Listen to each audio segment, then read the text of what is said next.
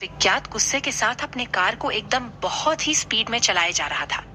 देखने से ही पता चल रहा था कि उसका मूड भी ऑन ऑफ था। रात काफी हो चुकी थी, इसलिए रास्ता भी सुनसान था। विज्ञात गुस्से के साथ चुपचाप एकदम खामोशी से अपनी कार को चला ही रहा था कि तभी उसके कानों में धीमी आवाज में किसी लड़की के गाने की मधुर आवाज सुनाई देने लगी। अचानक से किसी लड़की के गाना गाने की आवाज को सुनकर विज्ञात का सारा गुस्सा जैसे धीरे धीरे शांत होने लग जाता है और वो कार को साइड में रोक देता है और ध्यान से गाना गाने की आवाज को सुनकर खुद से बड़बड़ाते हुए कहता है, इतनी रात को भला कौन गाना गा रही है, वो भी इस सुनसान रास्ते पर। यही सब बड़बड़ाते हुए विज्ञात अपने कार का गेट खोलता है और कार से बाहर आकर अपने आसपास ही इधर उधर सब तरफ देखने लग जाता है, लेकिन उसे कोई भी नहीं दिखता है। विज्ञात हैरानी के साथ इधर उधर देखते हुए कहता है, बड़ी अजीब बात है, कोई भी नहीं है यहाँ। जब मुझे कोई दिख ही नहीं रही है तो फिर ये मेरे कानों में किसकी गाने की आवाज आ रही है। इतना कहकर ना जाने विज्ञात के मन में क्या आता है और वो अपने कार को वहीं रास्ते के किनारे में छोड़ देख कर पास में जो समुद्र तट था उस ओर जाने लग जाता है। रात का समय था, जिस वजह से सब तरफ खामोशी थी। उस रात के खामोशी में विज्ञात को हवा के सैय सैय की आवाज और समुद्र की लहरों की आवाज के अलावा बस एक लड़की की बहुत ही मधुर गाना गाने की आवाज सुनाई दे रही थी। विज्ञात हैरान परेशान होते हुए बस उस लड़की की आवाज का पीछा करते हुए समुद्र किनारे अपने कदम बढ़ाए जा रहा था। जैसे जैसे विज्ञात अपने कदम बढ़ाए जा रहा था वैसे वैसे लड़की के गाना गाने की आवाज तेज होते जा रही थी। कुछ दूर चलने के बाद सामने देखकर विज्ञात के कदम अपने आप रुक जाते हैं। उसे एक लड़की दिखाई देती है जो समुद्र किनारे एक बड़े से पत्थर पर बैठकर गाना गाए जा रही थी। उस लड़की ने विज्ञात की तरफ अपनी पीठ की हुई थी, जिस वजह से विज्ञात उस लड़की के चेहरे को नहीं देख पा रहा था। उस लड़की को देखकर और उसकी मधुर गाने की आवाज को सुनकर विज्ञात उस लड़की की तरफ अपने आप खींचा चला जाता है और विज्ञात धीरे धीरे उस लड़की की तरफ अपने कदम बढ़ाने लग जाता है।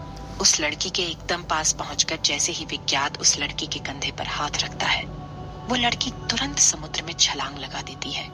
विज्ञात भी बिना कुछ सोचे समझे बस उस लड़की के पीछे समुद्र में छलांग लगा देता है। कुछ ही पलों में जब विज्ञात समुद्र से बाहर आता है तो उसके बाहों में वही लड़की बेहोश पड़ी हुई होती है जो थोड़ी देर पहले गाना गा रही थी।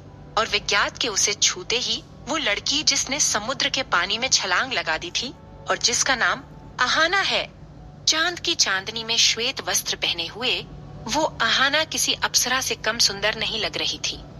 दूध की सी श्वेत उजला वस्त्र और चांद की चांदनी उस आहाना की सुंदरता में चार चांद लगाए जा रहे थे। पानी में छलांग लगाने की वजह से विज्ञात और आहाना दोनों ही भीग चुके थे।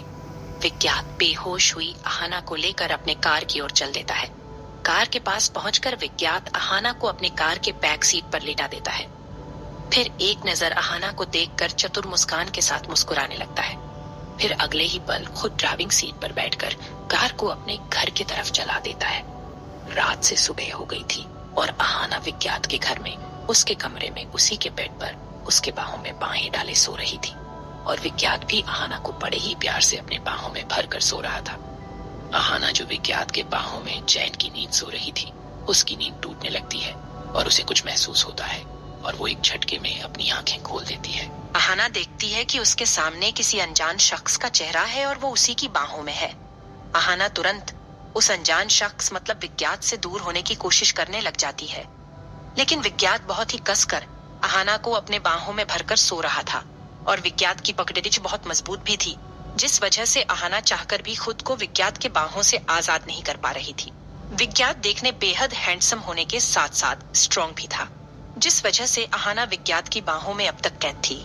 आहाना हिलते डुलते हुए खुद को विज्ञात की बाहों से आजाद करने की कोशिश करते हुए कभी सोते हुए विज्ञात को देखती तो कभी इधर उधर कमरे को देखते हुए मन में कहती है, आखिरकार ये अजनबी है कौन और मैं इस अजनबी के बाहों में क्या कर रही हूँ और मैं यहाँ कैसे आई, ये कौन सी जगह है।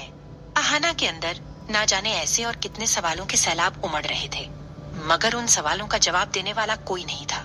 आहाना याद करते हुए मन में कहती है, मैं तो समुद्र किनारे बैठी हुई गुनगुना रही थी, तभी किसी ने पीछे से मुझे छुआ तो मैं समुद्र के पानी में छलांग लगा दी थी। जब मैं समुद्र के अंदर चली गई थी तो फिर मैं अभी यहाँ कैसे आ गई और इस अजनबी के बाहों में क्या कर रही हूँ।